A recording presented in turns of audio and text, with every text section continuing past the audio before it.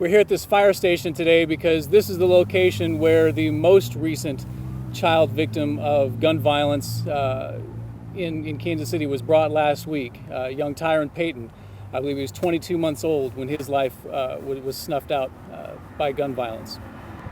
I think it's safe to say that we are going to set a new record for homicides this year.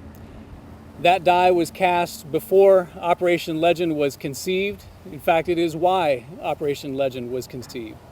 There have been 37 arrests of suspects wanted for their participation in homicides, 176 illegal firearms seized, as well as large quantities of methamphetamine, heroin, and cocaine. Some of the agents have even given me anecdotes where members of our community have thanked them for arresting even members of their own household because they live in fear of these violent criminals. I think when we started out, we know we came off a particularly violent time where we had 4 homicides in one day. We had the death of LeGend Taliaferro, which was horrible. We saw a very upward trend in crime. So I'm just going to give you some numbers, not saying that Operation LeGend had the absolute definitive reduction in numbers, but I'm just going to give you the weeks prior and the weeks after for 10 weeks. Our homicides decreased by 18%.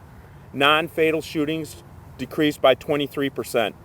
Aggravated assaults overall decreased by 47%. Armed robberies decreased by 5%.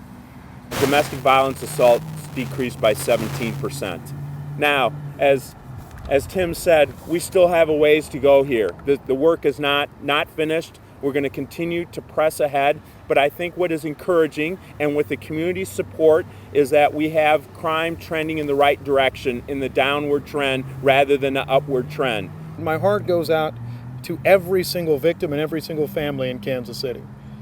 We pray for you, we grieve with you, but there's another ask that I have.